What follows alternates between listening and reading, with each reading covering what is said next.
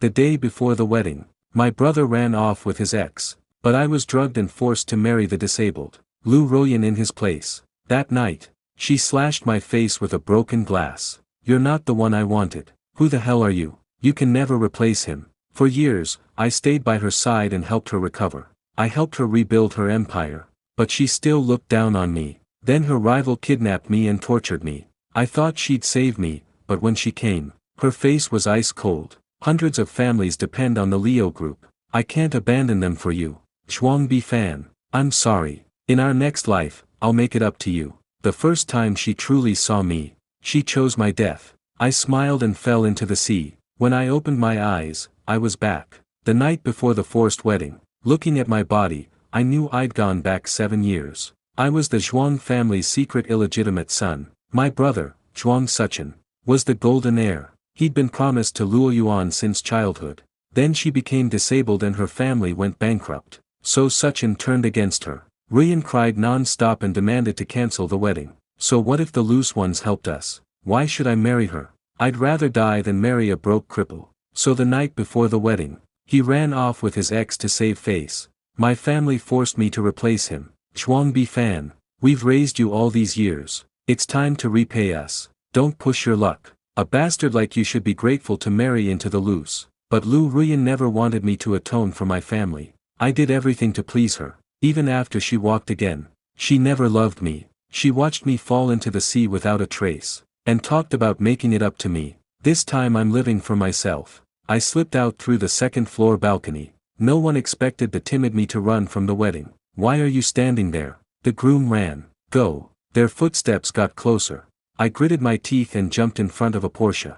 Who has a death wish trying to scam me? At that sharp shout, my family instantly fell silent. It was Bai Ningbing, the beloved heiress of the Bai family. No one dared cross her. Then she realized it was me lying by her car. Bai Ningbing stared at me in shock. Zhuang Bifan, what are you doing out here this late? Why are you dressed for a wedding? Isn't Shuing the groom? Ningbing, help me. They're forcing me to marry Liu Ruoyuan. She looked me over and raised an amused eyebrow. What makes you think I'd help you? Because you will. For once my eyes were completely certain. My family started to panic. Miss Bai, our young master didn't mean to offend you. We'll apologize properly another day. Why are you, mutt, still barking? Zhang Suchen is the one engaged to Liu Ruoyuan. Ningbing's eyes turned cold. She stepped right in front of me. I see now that the Liu family has fallen. You want to pawn Bifan off on them? Well, I'm getting involved. Let's see who dares stop me. With Ning being there, no one dared come closer. She protected me and took me home safely.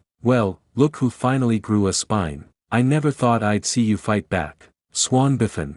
I slowly looked up at her. The Dowang and Bi families had always been neighbors. Ningbing and I practically grew up together. But as I grew older, shame over my birth made me avoid her. After marrying into the Lius, I called her only once. Her voice sounded unusually hoarse. Does she treat you well? I held back my tears and forced a smile. I'm living the good life with the Lius. After a long silence, she laughed, too. Good. If she ever hurts you, I'll handle her. The second we hung up, my tears started falling. Seeing her again now, I couldn't help smiling. Ningbing gave me a confused look. Oh, no. Did the car knock him? Stupid. I looked at her and spoke from the heart. I'm just glad I got to see you again. Her face instantly turned bright red. Her eyes darted around, too nervous to look at me. You finally realize how great I am, too. Late that night, I had a terrible nightmare. In it, I somehow returned to my past life. The usually cold Liu Ruoyuan was clutching a bracelet.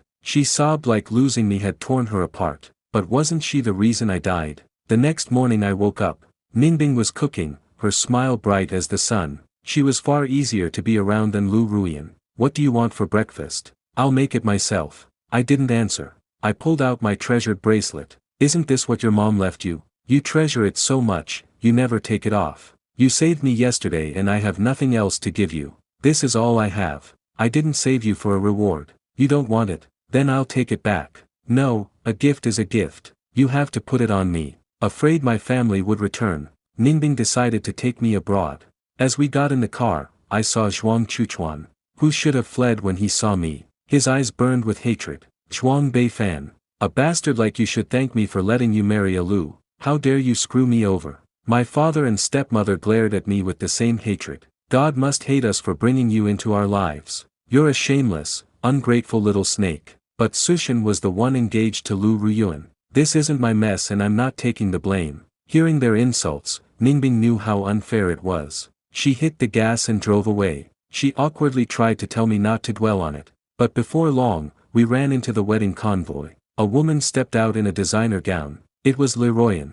My heart started pounding. An icy chill crawled up my spine and spread through me. Why was Liu Ruoyuan here for the wedding? This never happened in my last life. Remembering the past, I went pale in the passenger seat. Ningbing didn't know what had happened between us. But you could tell I was scared. Stay in the car. Don't come out. Congratulations, Miss Liu. Big day, Miss Bai. Thank you. You live near the wands, right? Are they ready? The ceremony is almost here. But no one is answering me. Ningbing answered without missing a beat. When I left, the groom was crying and refusing to go. Guess he doesn't want to leave home. Liu Ruoyuan froze. A bitter smile touched her lips. So he doesn't want me this time either. Just as their small talk was ending, Liu Ruoyuan noticed the bracelet on Ningbing's wrist. Miss Bai, where did you get that bracelet? The man I love gave it to me. Why? Liu Ruoyuan's polite smile instantly disappeared. You're lying. That belongs to my fiancé. Search the car.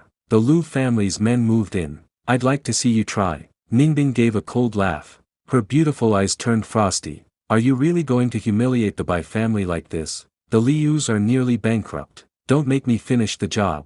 Liu Ruoyuan's voice dropped to a whisper. She stared at the bracelet on Ningbing's wrist like she was looking at a ghost. I stayed perfectly still in the passenger seat. My heart was hammering so loud I was sure she could hear it. That bracelet. My mother's bracelet. The one thing I never parted with. In 7 years of marriage, Liu Ruoyuan never once asked about it. She stepped over my dying body and walked away without blinking. But now she stood in the middle of the road in her wedding gown, unable to look away. The Liu family's men spread out around Ningbing's car. Ningbing stepped out slowly, her expression calm as stone. I couldn't let her fight my battle. I opened the car door. Ningbing shot me a sharp look. I told you to stay inside. I know. I stepped out anyway. The morning sun hit my face. Liu Ruoyuan's eyes found mine and froze. A long silence stretched between us. Then her lips parted.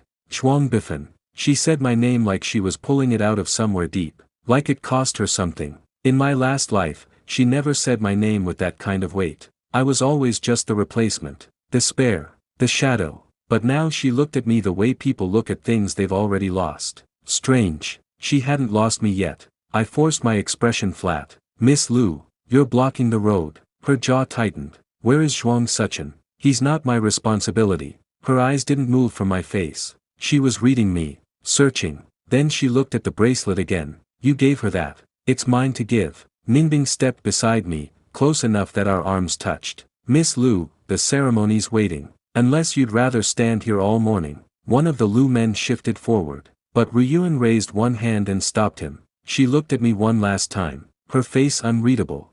Then she turned and walked back to her convoy. Ningbing exhaled slowly. I'd expected a scene, a confrontation. In my past life, Liu Ruoyuan never backed down from anything. She was iron wrapped in silk, composed outside, ruthless underneath. But the woman who just walked away looked like something in her had cracked. We drove in silence for a while. Then Ningbing said quietly, "Did you love her?" My chest tightened. I thought about it. Really thought about it. For 7 years I had followed Liu Ruoyuan like a moth follows a flame. I told myself it was love. But love doesn't feel like begging to be seen. Love doesn't feel like swallowing your own pain so the other person stays comfortable. What I felt for her wasn't love. It was devotion without return. Loyalty to someone who treated me like furniture. No, I said. I don't think I ever did. Ningbing nodded slowly. She didn't say anything else. But I caught her reflection in the window. She was smiling. We reached the airport by noon. Ningbing had 2 tickets already booked. Business class.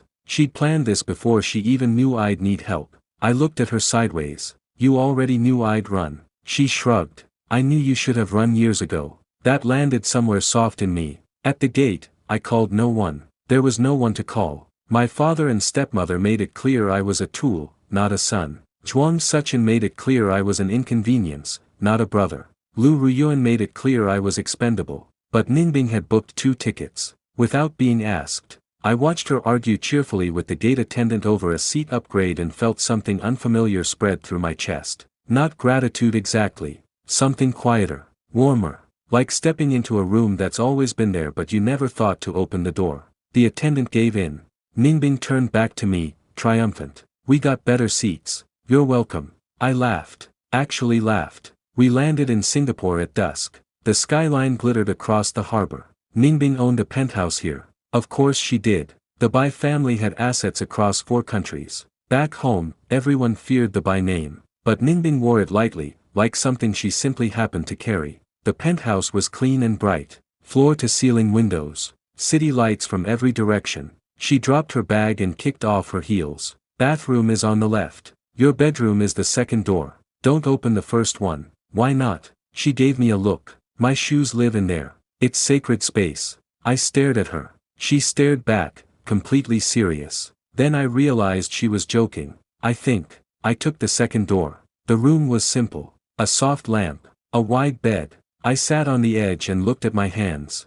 No forced wedding. No Zhuang family looming. No Liu Ruoyuan. For the first time in 2 lifetimes, I was somewhere safe. I didn't know what to do with that feeling. The next morning Ningbing was already up, standing at the counter in an oversized shirt, reading her phone, absently stirring coffee. She looked completely at ease, like she'd always lived like this. I had no clothes. I'd left with nothing. She noticed before I said anything. I already ordered you things. They'll arrive by 10. You ordered me clothes. Someone has to. You fled a wedding in a suit that didn't even fit properly. I looked down at the borrowed clothes I'd slept in. She wasn't wrong. I sat at the counter. She pushed a mug toward me without looking up. I wrapped both hands around it. The coffee was exactly the way I liked it. I didn't remember ever telling her that. She turned a page on her phone. I watched her for a moment. Ningbing, why did you help me? Really? She finally looked up. Something crossed her face.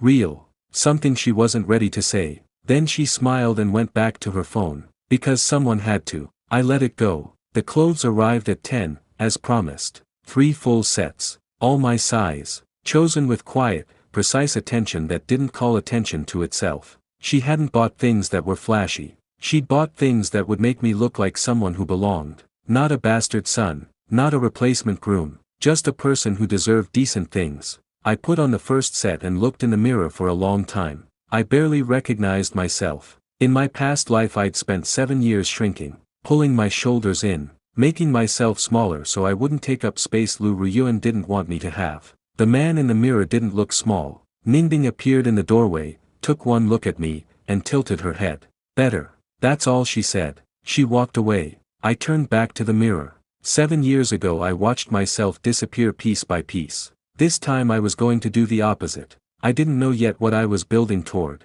but I knew where to start. Ningbing had contacts everywhere. Over the next week she introduced me to 3 of them. A finance director, a trade lawyer, a logistics broker. Each meeting was casual. Coffee, lunch, a brief call. But I understood what she was doing. She was building me a foundation. Not charity, not a handout, a starting point. I paid attention at every meeting, asked the right questions, said little and listened more. The finance director mentioned offhand that there was a distressed acquisition in the chemical sector. Something the big players had overlooked. I went back to the penthouse that night and stayed up until 3 in the morning running numbers. By morning I had a proposal. I slid it across the breakfast counter to Ningbing. She read it without speaking, then read it again. Then she put it down and looked at me with an expression I couldn't name. You wrote this overnight? I nodded. She tapped the page twice. This is actually good. She introduced me to her family lawyer the next afternoon. A sharp woman in her 50s who missed nothing. She looked at my proposal, then at me, then at Ningbing. This one's serious. Ningbing shrugged like she'd known all along. They structured a small holding entity in my name. Seed capital from Ningbing's account, recorded as a loan with proper terms. I made her promise that. I'm not taking charity. She rolled her eyes. It's a loan. I expect a return. What interest rate? She thought about it. 1 good meal a week. Cooked by you. I stared at her. I'm not a chef. Learn. The lawyer pretended to review her notes. The deal closed 2 weeks later.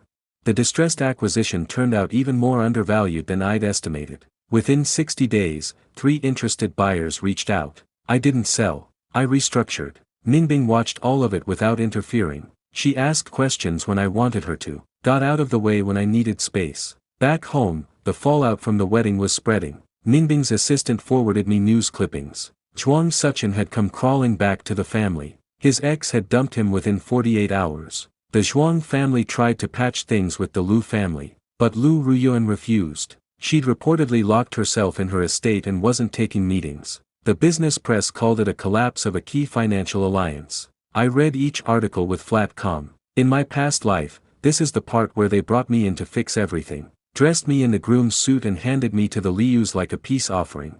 This time I was in Singapore, building something of my own. Ningbing sat across from me at dinner, watching me scroll. Does it bother you? No. She studied me. You sure? I put the phone face down on the table. In my last life, I gave 7 years trying to make things right for people who never wanted me there. I'm not doing that again. She nodded. Good. 3 weeks after we left, my father called. I stared at the name on the screen. Zhuang Deming. In my past life, I would have answered on the first ring. Hands shaking. Voice careful. This time I let it ring out. He called again. I let it ring out again. Then I blocked the number. It was the simplest thing I'd ever done. Ningbing looked up from her book. Family. Father. She turned a page. Good call. An hour later, my stepmother called from a different number. Blocked. Then Zhuang Bifan. Blocked. Each one felt like setting down a weight I'd been carrying so long I'd forgotten it was there. By the time I put the phone down for good that evening, I felt lighter than I had in years. Ningbing was watching me. You okay? Better than okay. She nodded slowly, like she understood more than I'd said. She got up and came back with 2 glasses of cold water. Set one in front of me without a word. Sat back down. Opened her book. That was it. No fuss. No questions. The chemical sector deal started generating real returns in month 2. I reinvested everything. No lifestyle. No spending. No visible footprint. I wanted to build quietly. The Zhuang family couldn't know I was growing. The moment they sensed I had resources, they'd reach in and try to take a share. That was how they worked. I met with Ningbing's finance contact again. This time alone. He tested me early. A casual question with a sharp edge underneath. I answered cleanly. He leaned back. You know this space well. My family was in manufacturing. I paid attention. He nodded. He mentioned 2 more distressed plays before the meeting ended. I left with handshakes and promises of introductions. Outside, the evening air was warm. I stood on the street for a moment. In my past life, I begged Liu Ruoyuan's company for a role after we married. She gave me a junior position out of obligation. I worked twice as hard and got half the recognition. That evening Ningbing cooked. She wasn't as good at it as she pretended to be. She burned the garlic twice and spent 5 minutes trying to rescue a sauce that was beyond saving. I watched from the counter without saying anything. She plated it confidently anyway. I took one bite. She watched my face. It's fine, I said. It's terrible, she said at the same time. We both paused. Then she started laughing. That laugh. Unguarded. A little too loud. Nothing like the polished version she used in public. In our childhood she used to laugh like that constantly. Over nothing. Over everything. Somewhere along the way I'd stopped being around to hear it. I ordered delivery, she said, dropping into her chair. I already knew. She pointed her chopsticks at me. You could have told me the garlic was burning. I wanted to see what you'd do. She gave me a look of pure outrage. But she was still smiling. We ate delivery on the penthouse floor with the city lights below us. The news from home got complicated in month 4.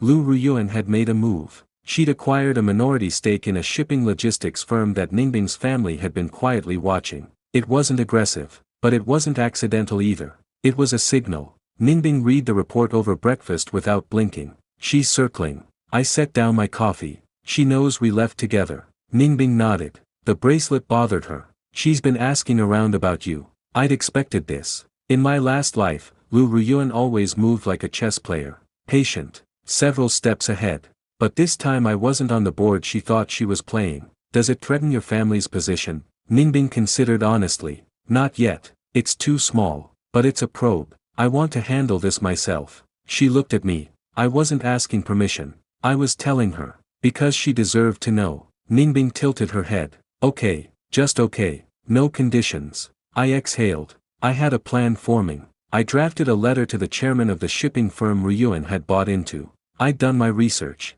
Old guard. family-built company, protective of his independence. He didn't want a corporate player picking apart his life's work. My letter was simple. A partnership structure with better terms than Ruoyuan's stake. Left open. No pressure. No deadline. Just an option. Ningbing read it before I sent it. She was quiet for a moment. This is elegant. It's just leverage. No. She shook her head. Leverage is a hammer. This is a scalpel.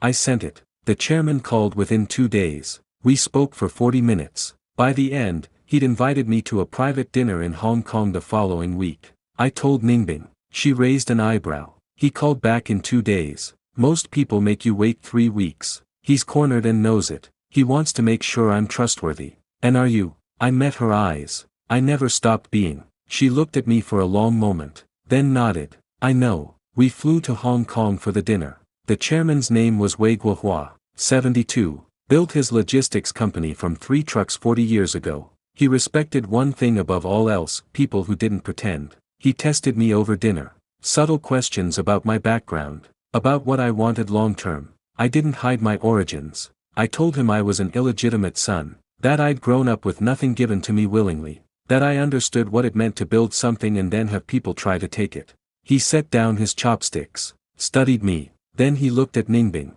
He good. She didn't hesitate. He's the real thing. He nodded, agreed to the partnership terms that same evening. On the way back to the hotel, Ningbing walked beside me in silence. Then she said, "You didn't have to tell him all of that." I know, but it was true. She was quiet. Then quietly, "I'm glad you know who you are now." I looked straight ahead. I'm still figuring it out. Liu Ruoyuan found out about the Wei partnership within a week. She moved fast. Reached out to Wei Guohua's board through an intermediary. Better offer. More capital. Stronger name. He declined. I heard about it from Wei's office manager, who passed it along almost cheerfully. "The chairman says to tell you, your ex-wife has bad timing." "She's not my ex-wife." "Even more reason," she said. That night Ningbing and I sat on the penthouse terrace. The harbor lights were moving on the water below. "She's persistent," Ningbing said. "She always was." A silence passed between us. "Does any part of you want to give her a chance?" The question was quiet, without accusation. I thought about the bracelet, about the sea, about the coldness in Ruoyuan's eyes when she chose her company over my life. Then about the woman standing in the road that morning, unable to look away from a bracelet she'd never asked about in 7 years. My holding company made its first major exit in month 3. I sold the restructured chemical business at nearly 4 times the entry value. After repaying Ningbing's loan with interest, I had enough capital to move independently. I transferred the final payment to her account. Then I cooked dinner. She came home to find the table set and food actually plated properly. She stopped in the doorway. "You learned." Took 3 disasters and 1 very patient cooking video. "But yes." She sat down, took a bite. Her expression shifted.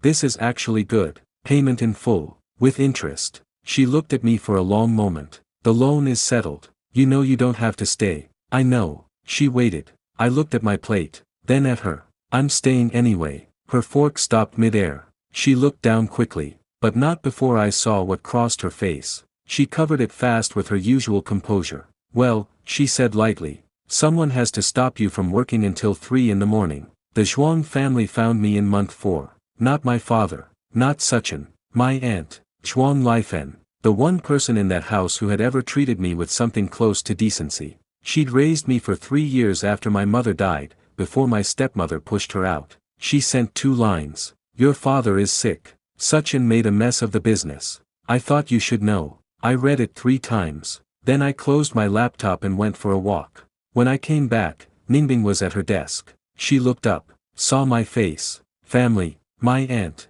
my father's ill." She waited. "I don't know how I feel about it." "That's allowed." I stood in the middle of the room for a moment. In my past life, I would have run back immediately. Dropped everything, tried to fix it. "I'm not going back," I said. "Okay," just like that. I sat on the couch. She got up and brought 2 cups of tea. Set one in front of me. Sat on the other end of the couch. Didn't talk about it, but she stayed there. 2 days later, my aunt wrote again. She told me the Zhuang business had taken losses from 3 consecutive bad investments. Suchin's investments. The golden heir making golden mistakes. She said my father had taken to his bed. She said Suchin was trying to negotiate a merger, but the terms were bad. And then the last line. "They need you, Bifan." even if they don't know how to say it. I stared at that sentence for a long time. They need you, not, they love you, not, they're sorry, just, they need you. Even my aunt, the kindest of them, framed it as usefulness.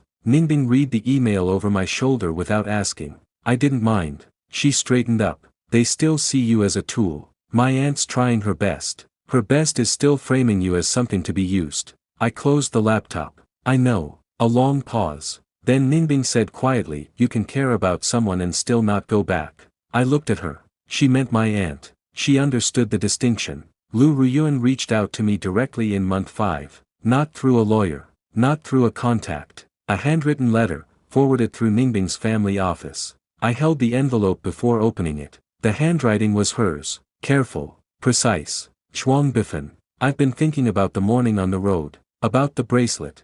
I want you to know I understand now what I didn't understand before. I'm not asking you to come back. I have no right to ask that. But I would like to meet. Once. Just to say what should have been said. You don't have to respond. Liu Ruoyuan. I read it twice. Then put it down. Ningbing was in the other room. She didn't know about the letter yet. I sat with it alone for a while. In my past life, that letter would have undone me. Those words. That tone. The slightest hint that she saw me. I would have run back without a second thought. But I had lived through what came after. I knew what her recognition felt like when it was already too late. I told Ningbing about the letter that evening. She listened without reacting. When I finished, she was quiet for a moment. Are you going to respond? No. She nodded. But she kept looking at me. What? She shook her head slowly. I just want to make sure you're not saying no because of me.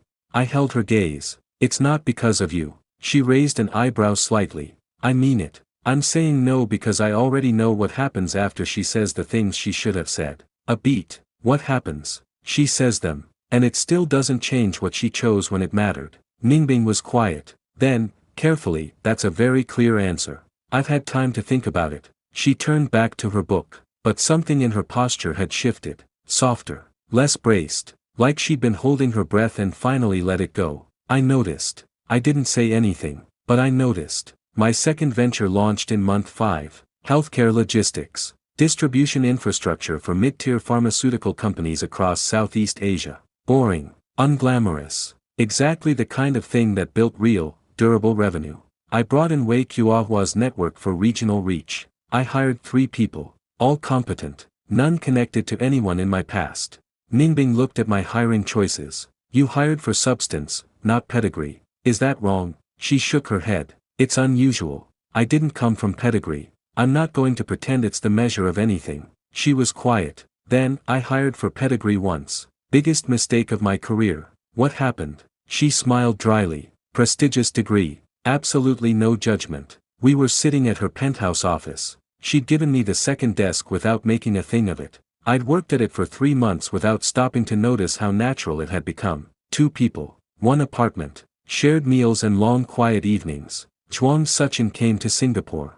I found out through a contact. He wasn't looking for a business connection. He was looking for me. He checked into a hotel 2 kilometers from the penthouse. The timing wasn't accidental. Ningbing's assistant flagged it and she told me over breakfast. Your brother is in the city. He's not my brother. She didn't argue the point. What do you want to do? Nothing. He can do what he wants. I'm not hiding. She nodded. But I saw her tell her driver something quiet before we left. I didn't ask what. That afternoon, Bifan found me. I was leaving a coffee meeting near the waterfront when I heard his voice. Zhuang Bifan. I turned slowly. He looked worse than I'd expected. The golden hair, fraying at the edges. His suit was still expensive. But his eyes were tired and his jaw was tight with something he was struggling to contain. I waited. He walked toward me and stopped 2 meters away. We need to talk. I looked at him calmly. No, we don't. He followed me. Of course he did. Zhuang Bifan had never been told no and believed it.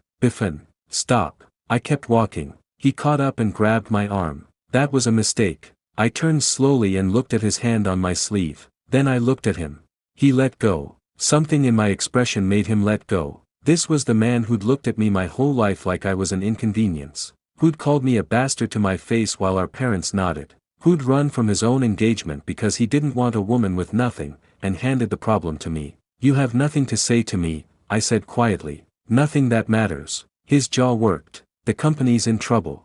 Father's sick. I don't care. He stared at me. I don't care, I said again. Simply. Without cruelty. Without heat. His face twisted. Some old reflex wanting to snap at me, but something stopped him this time. Maybe he could see it. That I was genuinely done. That there was no thread left to pull. Ningbing was waiting when I got home. She was in the kitchen, reorganizing a cabinet she reorganized whenever she was anxious about something. I recognized the habit. He found you, she said without turning. Yes. What did he say? That the company's in trouble. That father's sick. What did you say? That I didn't care. She turned. Her eyes searched my face. I was fine. Not the numb fine from my past life. Not the hollow fine of someone who'd swallowed everything and called it survival. Just actual fine. She exhaled slowly. Then she reached into the cabinet and pulled out a packet of biscuits. Held it out to me like a peace offering. I took it. We stood in the kitchen and ate biscuits in silence. Then she said, I think you handled it right. What would the wrong handling be? She considered this. Crying. Running back. Letting him make you feel small again. I won't do that anymore. She nodded. I know. She'd known before I had. That was the thing about Ningbing. A month later, the Zhuang family's core business went into restructuring. It made the financial press. Small notice. Industry pages. But I saw it. I read the article once and closed the tab. In my past life, this is where I would have gone back. Found a way to fix everything. Propped up a company that never wanted me, just to be useful. Just to be kept. Not this time. My healthcare logistics company had its first profitable quarter. Small numbers, but real ones. I paid my 3 employees their first performance bonus. One of them was 23, just graduated, from a middle-class family in Chengdu. She sent me a voice message to say thank you. Her voice was shaking a little. I stood listening to it and felt something I hadn't expected. Not pride exactly. Something quieter. Steadier. The sense that what I was doing here mattered to people who hadn't done anything to deserve the worst of the world and just needed a small honest break. Liu Ruoyuan sent a second letter. 3 months after the first. Shorter this time. I don't expect a reply. I just want you to know I haven't stopped thinking about what I chose. About what I let go. I hope you're well. I genuinely do. I read it standing at the kitchen counter. Then I made coffee. Ningbing appeared in the doorway. She looked at the envelope. Her again. I nodded. What does she say? That she's still thinking about it. That she hopes I'm well. Ningbing was quiet. Do you believe her? I thought about it. I believe she means it right now. And, meaning it now doesn't change that she didn't mean it when it would have made a difference. She came to the counter and poured herself coffee. Stood beside me. I could feel the warmth of her arm close to mine. Are you going to write back? No. She nodded. Good. Then quietly, with her eyes on her mug, you deserve someone who sees you when it counts.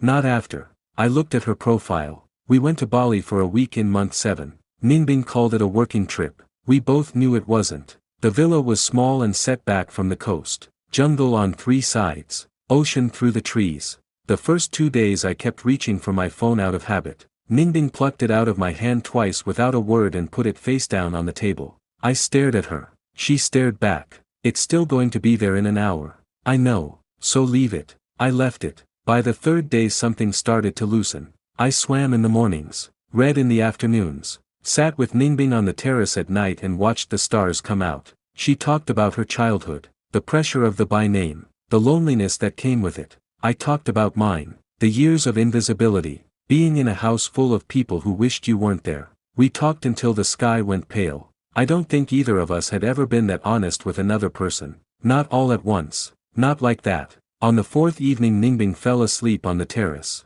She'd been reading, and then she wasn't. Head tilted back. Lamplight on her face. I didn't wake her. I sat across from her and didn't move. I had spent 7 years in a house with Liu Ruoyuan and never felt this. This simple ease. With Ruoyuan everything had weight. Every conversation had layers. Every moment of warmth had terms buried underneath. Ningbing just existed in a room and somehow made it feel like enough. I watched her sleep. The slight furrow between her brows even at rest. Her hands still curled around the edge of her book. I'd known her most of my life. And in my past life I walked away from that to chase a woman who watched me drown. I made a quiet sound that wasn't quite a laugh. I'd been an idiot. An honest, loyal, completely blind idiot. Ningbing stirred and opened one eye. Are you laughing at me? No. I'm laughing at myself. She considered this. That's allowed. She went back to sleep. On the last night in Bali, Ningbing asked me something. We were on the beach, late, the tide pulling back quietly. She said it without looking at me. When you went back in time, did you have a plan? No. I just knew I didn't want to repeat what I'd done. She was quiet. Then, were you scared? Terrified. She picked up a stone and turned it over in her fingers. Do you think you've changed? From who you were before? Yes. How? I looked at the water. Before, I spent all my energy trying to be enough for people who'd already decided I wasn't. Now I'm spending it on things that are actually worth building. She threw the stone. It skipped twice and disappeared. Is this worth building? She gestured vaguely. This. What we're doing here. I looked at her profile. Yes, I said. Even though I want more than this. My pulse stopped for a second. She still wasn't looking at me. Her jaw was set. Like she'd said something she'd been carrying and now she was waiting for it to land. She didn't let me say anything else that night. She stood up, brushed sand off her clothes, and walked back toward the villa. But before she got to the steps she stopped. Don't make promises you haven't thought through, Bifan. I was already standing. I've thought through more than you know.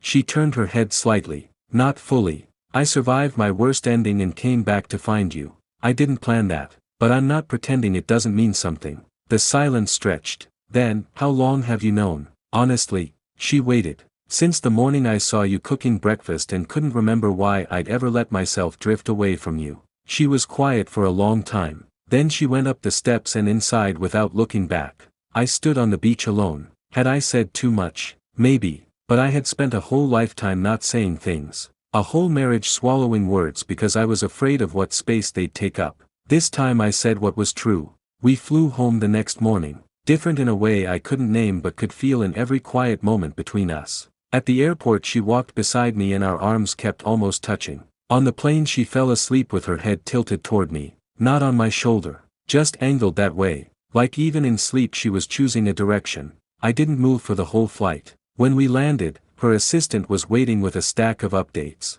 She slipped back into professional mode instantly. Sharp. Efficient. But in the elevator up to the penthouse, after her assistant left, she said quietly, I haven't stopped thinking about what you said. Neither have I. She nodded once. Give me a few days. Take the time you need. The elevator opened. She went to her office. I went to mine. We worked through the afternoon without speaking. But something had shifted in the quality of the silence. 3 days after we got back, Zhuang Bifan made news. He'd attempted to push through a merger for the Zhuang family business. The deal collapsed on the day of signing. The partner company pulled out after an investigation revealed accounting irregularities on Bifan side. Not just bad investments. Actual fraud. I read the article slowly. My father's name was in the second paragraph. He'd known about the discrepancies and approved the reports anyway. They were both in serious trouble. I put my phone face down. Ningbing appeared in the doorway. I know. I just saw it. How do you feel? I sat with it. In my past life I would have felt guilty. Some irrational guilt for not being there to stop it. Now I felt something cleaner. Not satisfaction. I didn't take pleasure in it. But finality. They made their choices. Every step. Every time they had the chance to do better. They chose this. She sat down across from me. You don't have to do anything about it. I know. My aunt wrote again. This time she didn't ask me to come back. She said, your father and Bifan are facing legal proceedings. I want you to know I never agreed with how they treated you. I was too afraid to say so. I am sorry for that, Bifan. I read it 4 times. Then I sat with it for a whole day. She hadn't asked for forgiveness. She hadn't framed my worth as usefulness. She just told me the truth, finally, even though it cost her something. That was different. I called her. She answered on the second ring and didn't speak. Thank you for saying it. Her voice was thin. She was trying not to cry. I wish I'd said it while it would have helped you. You said it now. I'll take that. A pause. How are you? I'm well. Really well. She exhaled like she'd been holding that breath for months. I told her I wasn't coming back, but that I would stay in touch with her. Not the family, her specifically. She understood the difference. On a Tuesday evening, Ningbing knocked on my office door. She leaned in the doorframe. Come sit with me. I saved my file and followed. She'd set up the terrace with 2 chairs and a low lamp. The city loud below but distant up here. She brought her knees to her chest the way she did when she was thinking carefully. I waited. She said, I've been trying to figure out how to say this without making it complicated. And, she let out a breath. I've been protecting myself. For a long time. Because of what? I see you, I said. I know. That's why this is terrifying. We didn't make it a scene. No dramatic declaration. Just two people on a terrace, city lights below, hands holding on. She said eventually, we're going to be insufferable to other people, aren't we? Probably. She smiled at the city. The real smile, not the public one. I hate that I'm nervous. You're nervous. Don't look so pleased. I'm not pleased. I'm relieved. She turned to look at me. Relieved?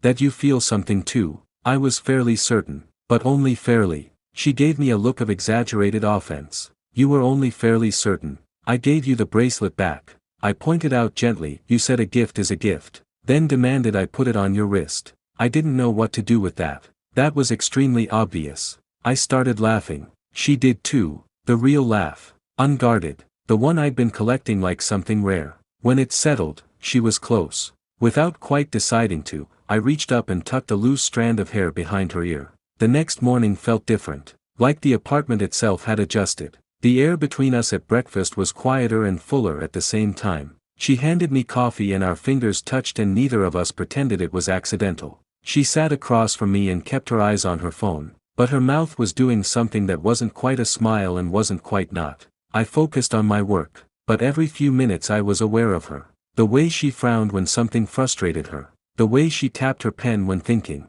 Things I had noticed for months without letting myself notice. Around noon her assistant called with something urgent. She went to handle it. I could hear her voice shift. Crisp, clear, authoritative. The heiress. Decisive, formidable. Then she came back out, grabbed her lunch from the counter, and sat back across from me in her socks. She glanced up and caught me looking. What? Nothing. Her eyes narrowed. You're doing the thing. What thing? Liu Ruoyuan reached out one more time. Not a letter. A call. From a number I didn't recognize. I picked up because I didn't know. Bifan. Her voice. I stood very still. I don't want to take up much of your time, she said. I didn't speak. I just wanted to tell you. Directly. Not through a letter. I know I hurt you. I kept hurting you even when I could see it. I told myself the company mattered more. That the people depending on me mattered more. A pause. But I think I was afraid. Of needing someone. Of what it would mean if I let myself need you. The line was quiet.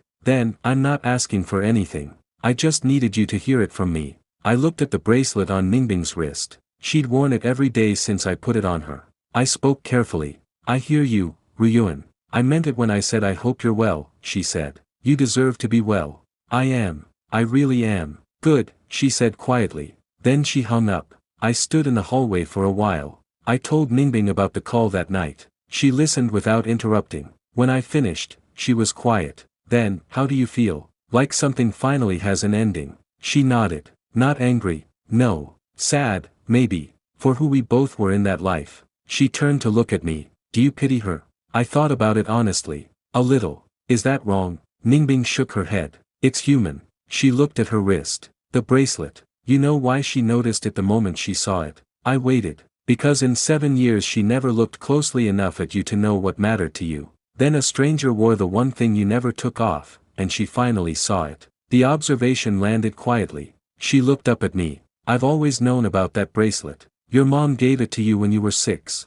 You never took it off. Even when you scraped it during that fence climbing disaster when we were kids. I blinked. You remember that. I remember everything about you, Bifan. My company crossed a milestone in month 9. Revenue I wouldn't have believed possible when I arrived in Singapore with nothing but borrowed clothes. I hired 2 more people. Set up a second office in Hong Kong to manage the Wei partnership's expanding scope. Wei Guohua called himself to congratulate. You built this fast, he said. I had a clear head and good people. He laughed. That's all anyone needs. After the call I sat at my desk for a while. I had started from nothing before. In my past life, I'd started from nothing and given it all to people who spent it without looking. This time I'd built it for myself first. And from that solid ground, I could afford to be generous in ways that meant something. I drafted a quiet contribution to a scholarship fund for first-generation university students. I signed it as an anonymous donor. Ningbing found out anyway. She always found out. You didn't have to be anonymous. Yes I did. She looked at me. Because, Ningbing and I had our first real argument in month 10. I wanted to take a risk on a new acquisition. She thought it was too early. She laid out her reasoning. Measured. Specific. I laid out mine. The argument moved through dinner. Into the evening. She didn't raise her voice. Neither did I, but we were both firm. At one point she said, "I'm not telling you not to do it. I'm telling you the timing is wrong." And I said, "I've run every projection. The window is now or it closes." She folded her arms. "You're being stubborn. You're being cautious." "There's nothing wrong with caution. There's nothing wrong with conviction either." We stared at each other. Then she said flatly, "Fine. It's your company." The words landed harder than she meant them to. She knew it immediately. She exhaled. "I didn't mean it like that." "I know." I leaned against the counter. "I want your opinion. I always want your opinion. But sometimes the decision is going to be mine." I made the acquisition. Her caution had merit, as it turned out. The first 2 months were harder than my projections suggested. I didn't tell her I was worried. Then I caught her reviewing my numbers one evening. Without being asked, I watched from the doorway. She had her reading glasses on, pen in hand, going through every line. She looked up. "I'm not interfering. I'm just looking." "I know." I came and sat beside her. She pointed to a line item. "This here. You can renegotiate the freight contract in month 3. Reduce cost by about 12%. I didn't see that. "I know. You were looking at the revenue side." She turned the page. "Here. Shift this payment schedule by 30 days and your cash position improves substantially." I stared at the numbers. She was right on both counts. I sat back. "You never said anything. You hadn't asked. I thought you were still annoyed about the argument." She gave me a look over her glasses. The Zhuang family's legal case concluded in month 11. My father received a suspended sentence. His age and health were considered. Zhuang Suchin received a 2-year sentence, reduced for cooperation. I read the verdict quietly. I felt nothing particular. Just the flat recognition that a chapter had ended. My aunt sent a short message. "It's done. Are you alright?" "I'm alright. Are you?" She was. She'd separated from the family business long before the trouble came. She'd been careful, quiet, small. She'd survived by making herself invisible. I understood that more than I had before. I wrote back, "If you ever need anything, ask me directly. Not through them." She replied, "I know. Thank you, Bifan." I closed the thread. Ningbing came in. She read nothing on my face, but she set a cup of tea in front of me and sat beside me. Close. Not touching. Just close. The warmth of her presence filled the silence. I hadn't fallen apart, but I hadn't been entirely steady either. My company made its first international press in month 12, a regional business publication, a profile piece on emerging logistics innovators in Southeast Asia. 3 paragraphs. My name. A photo outside the Hong Kong office. Ningbing was the one who found it. She forwarded it to me with no message, just a small star emoji. I stared at my name in print for a long time. Zhuang Bifan, founder. Not the spare son, not the replacement groom, not the bastard who should be grateful. Just a name attached to something real. I printed it out, not for display, not for anyone else, just as proof to myself that I'd done it. I folded it and put it in the drawer next to Liu Ruoyuan's letters. 2 very different pieces of paper. One that tried to pull me back. One that showed me where I was now. That evening Ningbing cooked again. She'd been practicing. Only slightly burned one thing, which by her standards was a triumph. We ate with the windows open, city breeze coming in. In the second year, things moved faster. The healthcare logistics business scaled beyond what I'd planned. I brought in a CFO, a proper operations lead, built a structure that could run without me making every decision. That was the hardest part, learning to trust people I'd only known for months. But I'd learned to read people. I'd spent 7 years watching Liu Ruoyuan's empire with nothing to do but observe. I understood what made a person reliable. It wasn't pedigree or confidence. It was whether they told you bad news as fast as they told you good news. I built a team that did that. Ningbing visited the office once. My team didn't know who she was. Just a sharp woman in a coat who sat in the corner and read while I ran a meeting. Afterward she said, "They respect you.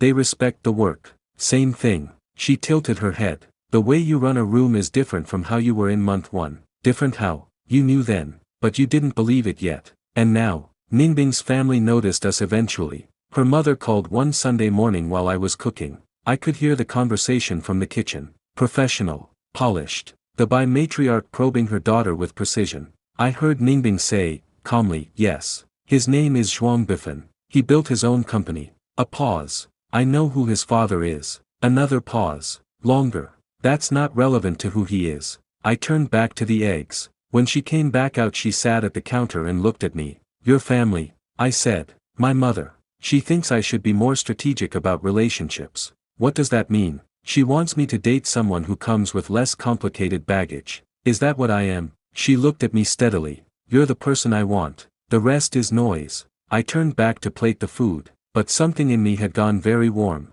I set the plate in front of her. My father will like you, she added. He respects people who build from nothing. And your mother? Ningbing's father invited us to dinner 3 weeks later. Bai Qinghui, industry legend. A man who'd turned a small trading house into a regional conglomerate over 40 years. He had eyes that had seen through every version of every trick. The dinner was at a private room in a restaurant I'd read about but never entered. He stood when we came in, shorter than I expected, broader. He looked at me for a long moment. Then he looked at Ningbing. He takes the same amount of space you do. She frowned. What does that mean? Means he's not performing. He sat and picked up his menu.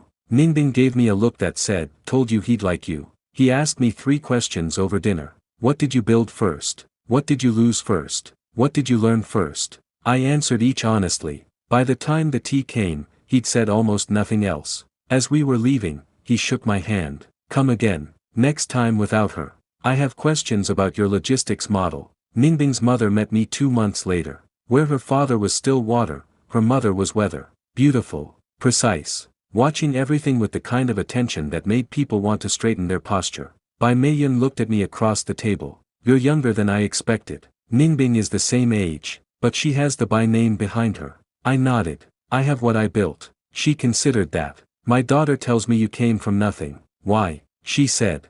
I blinked. She repeated, why did you come from nothing? I answered honestly. The illegitimate birth. The family. The marriage I didn't choose. The rebuild. She listened without expression. When I finished she was quiet. Then, do you intend to use my daughter's name or resources to grow your company? No. You said that very fast. Because the answer is simple. I built before anything between Ningbing and me was defined. I'll continue the same way. She studied me. Then she picked up her tea. We went to Chengdu in month 18. Ningbing had a business meeting. I came along. We found 2 afternoons just to walk. The city moved differently from Singapore. Older rhythm. Slower. Warm streets. We stopped at a tea house and sat at a low table by a window. She wrapped both hands around her cup. In spaces like this she dropped everything professional and just existed. I watched her watching the street.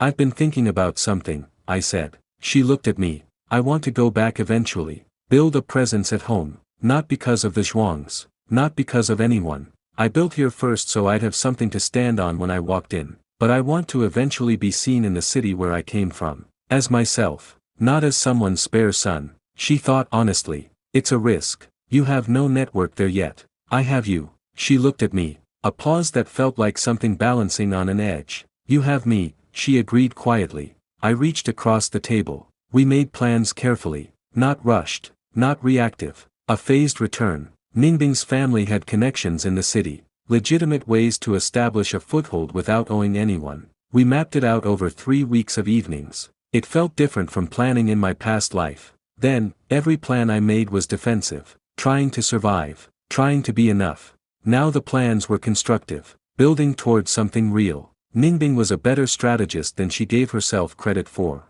She thought 3 moves ahead without trying. Every time I proposed something she'd quietly identify the third-order consequence I hadn't accounted for.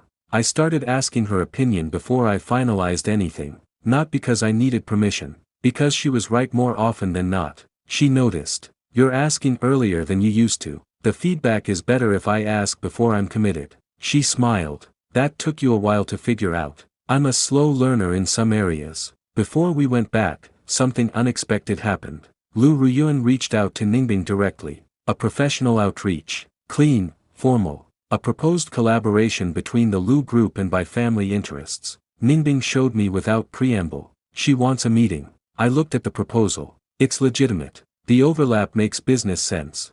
Are you comfortable with it? She raised an eyebrow. I'm asking what you want. I thought about it. It's your business decision, not mine to make. She nodded slowly. But, I don't think she's doing this purely for business. Ningbing smiled thinly. I know. She's still hoping. Probably. A pause. I'm going to meet her. Okay. The business case is real. Not for any other reason. I believe you. She looked at me. You're not worried? No, I said honestly. She held my gaze. Good. She scheduled the meeting for 2 weeks later. Before she left I said, whatever she says about us, you don't owe her explanations. Ningbing came back from the meeting in 2 hours. She dropped her bag on the couch and looked at the ceiling briefly. She's good, she said. Liu Ruoyuan. Ningbing nodded. Smart. Precise. She knows exactly what she wants. What did she want from the meeting? The business proposal was real. She meant it.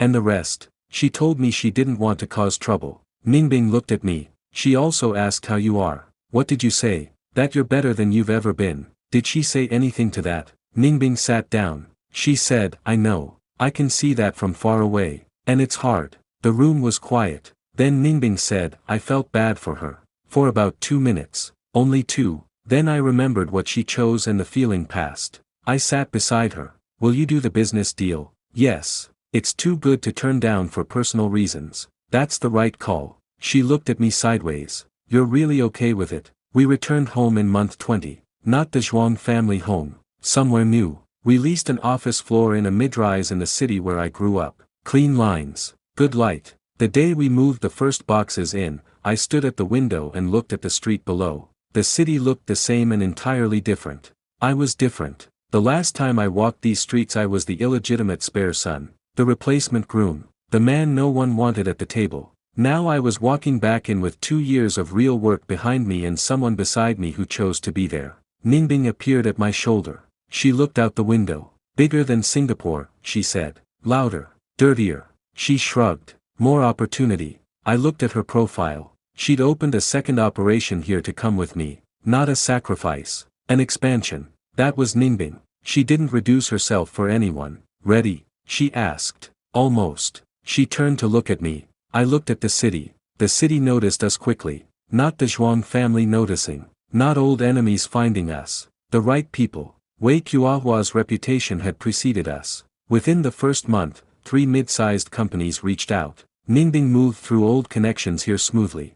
Her family's roots ran deeper than Singapore. But she let me lead in our shared space. She introduced me when she could. Stepped back when it mattered. She understood the difference between helping and taking over. I knew what it cost her to step back. She wasn't a woman who naturally reduced herself. But she did it without making it a sacrifice. I tried to tell her once. She waved me off. You'd do the same for me. I would. So stop being grateful and be useful. I laughed. Yes ma'am. She gave me a withering look. Don't call me ma'am. Yes ma'am. She threw a pen at me. I caught it. She tried not to smile. Failed. These were the things that made a life. Not the deals or the milestones or the press mentions. We ran into Zhuang Suchin in month 22. We were at a trade event. I hadn't expected to see anyone from the old world. He walked in looking thinner, quieter. He'd served his time, been released early. He was clearly trying to rebuild. He saw me across the room. He went still. I watched him calculate. He could have stayed on the other side. He crossed the room instead. He stopped in front of me, looked at Ningbing, looked back at me. You've done well, he said. Flat. Not warm, but not hostile. I studied him. He was trying. The effort of humility from a person who'd never practiced it. I'm doing what I should have been allowed to do from the start, I said. He nodded slowly. I know. A pause that held a great deal. I don't expect anything from you, he said. I just wanted you to know that I see it. He walked away. Ningbing was quiet beside me. He didn't ask for forgiveness, I said. No, just acknowledgement. Yes. That's more than I expected. She took my arm. My father reached out in month 23. A short message, carefully written, like it had been drafted and redrafted. Bifan, I know I have no right to ask for your time, but I am not well and I am not the man I was. I would like to see you once. I don't need forgiveness. I just want to look at you. Your father. I read it 3 times. Then I put my phone down and went for a walk. Ningbing didn't follow. She gave me the space I needed. I walked for an hour. I thought about the boy I'd been. The one who'd wanted so badly to be seen by the man who refused to look. That boy still existed somewhere. Quieter now. Less desperate. But still there. When I got back, Ningbing was in the kitchen. She handed me tea without asking. I think I'm going to go see him. She nodded. Okay. Not because I need closure. Just because I don't want to spend the rest of my life wondering what I would have felt if I hadn't. She sat across from me. That's a good reason. Will you come? We went to see my father on a Thursday. He was at my aunt's house. Frail, a version of himself the years and legal proceedings had worn thin. He stood when I walked in, like he thought he owed me that much. I looked at him for a long moment. He didn't speak first. "I'm not here to make peace," I said. "I'm here because I chose to come." He nodded. Then he said, "I was wrong about you. About everything." His voice was rough. "I know I don't deserve the chance to say that, but I've needed to say it for a long time." I let the words exist in the air. I looked at this man who'd spent decades treating me like a problem to be managed. Not a villain. Not a monster. Just someone who had done damage and was too late to undo it. "You were wrong," I said. "And I've spent a long time learning not to let it define me." He looked down. "That's more than I deserve." "Yes, it is." Silence. Then, "How are you, Bifan?" I looked at Ningbing, standing quietly near the door. On the drive back, Ningbing didn't ask how I felt. She already knew. We drove in silence through the evening traffic. The city outside was lit up and indifferent. One small reckoning in one living room. Halfway home she reached across and put her hand over mine on the gear shift. Not asking, not making a moment of it, just there. I turned my hand over and held hers. We drove like that the rest of the way. When we got home I changed out of the clothes I'd worn there. Then I sat on the edge of the bed. Ningbing appeared in the doorway. I said, "I don't feel the way I thought I would." "How do you feel?" "Lighter." "I thought I'd feel sad." "Why lighter?" "Because I went. I didn't run. I didn't avoid it." She came and sat beside me, and I think I've been carrying him without realizing it. That little bit of unfinished something. She nodded. "And now, I think I put it down." She leaned against my shoulder. We sat quietly. The city hummed below the window. The company hit a major milestone in month 26. Large enough that the national business press picked it up. Not 3 paragraphs. A full profile. I gave one interview. Clean. Factual. No performance. The journalist asked about my background. I was honest. She asked about early failures. I listed them. She asked what drove me. I thought about it. Wanting to build something that belonged to me. Something no one could take because it was mine before anyone else decided it was. She printed all of it. The day it published I was in the office early. My team brought in pastries to celebrate. The young woman from Chengdu, who'd been with me since the beginning, put a copy on my desk. I'd hired her when she was 23 and nobody. Now she ran regional operations. I looked around the room. People who had been strangers 2 years ago and were now the people I trusted most. Nothing like the Zhuang family. Nothing like the Liu Empire and its unspoken debts. Ningbing and I had the conversation in month 27. Not the one about the future. The one beneath it. We were cooking dinner. Her job was the vegetables. Mine was everything else. She was mid-prep when she said without looking up, "Do you ever think about what would have happened if you hadn't jumped in front of my car?" I stopped. The honest answer is no. Why not? Because I can't imagine this life without you in it. So the alternative doesn't feel real. She set down the knife. Even if you'd ended up somewhere else, someone else, I'd have survived, but I don't think I'd have known what I was missing. She turned to look at me. That's a terrifying thought. I know. She stood there for a moment. Then, "I'm glad you jumped." I smiled. It wasn't intentional. I was trying to stop my family. She raised an eyebrow. "You threw yourself in front of my Porsche." I was in a difficult situation. You had dramatic timing. I won't argue that. I proposed without a plan. We were on the balcony at 7 in the morning. Coffee going cold between us. She was reading something on her tablet. I was watching the city come awake. The light was doing something extraordinary. That early quality that makes everything look seen for the first time. I said, "Marry me." She didn't look up immediately. Then she looked up. She stared at me, just like that. I nodded. "You didn't plan this." "No, but I've known for a long time." She put the tablet down. "How long?" "Since Bali. Maybe before." She was quiet, her hands very still. I waited. Then she said, "You know I'm going to be difficult to live with. I've been living with you for 2 years. That's different from forever." "Not really." She looked at me. I looked back. The morning moved around us. Then she said, "Yes. Just yes." I exhaled. She picked her tablet back up. "We're not telling my mother until I'm ready to handle that conversation." "Understood." She went back to reading. We told her mother together. Over a carefully scheduled dinner. Ningbing's idea. Control the setting, control the conversation. Bai Meiyun looked at us across the table. She looked at Ningbing's wrist. The bracelet. Still there. Always there. She looked at me. "You're serious." I am. Ningbing held her gaze. So am I. Her mother was quiet for a long time. She studied me the way she had the first time we met. Your family has legal problems. My family is complicated. I am not my family. She nodded. Your company has had good years. 2 good years isn't a track record. No, it isn't. But I'll still be building in 10 years. 20. She turned to her daughter. You've thought through this. Ningbing looked her mother dead in the eye. I've thought through exactly nothing else for months. That appeared to land. Meiyun looked at me again. You understand what comes with the by name. I'm not marrying the name. I'm marrying her. A long silence. Liu Ruoyuan sent one final letter. She must have heard the news through channels that carried everything eventually. I recognized her handwriting before I opened it. She wished us well. She wrote that she was glad I'd found where I was supposed to be. She wrote, I think I always sensed there was something in you that deserved better than I gave you. I just didn't understand the cost of ignoring that until it was too late. I hope Bai Ningbing knows what she has. Take care, Bifan. Liu Ruoyuan. I folded the letter. I opened the drawer. The one with the printed article. Her 2 earlier letters. The quiet record of everything this second life had been. I placed the final letter on top. Then I closed the drawer. Ningbing came in. Saw the envelope. Read my face. She made coffee without asking. When she came back I said, one last letter from her. Well-meaning. She handed me a cup. What did she say? That she hopes you know what you have. Ningbing was quiet. We married on a quiet morning. Small. Deliberate. No hundreds of guests.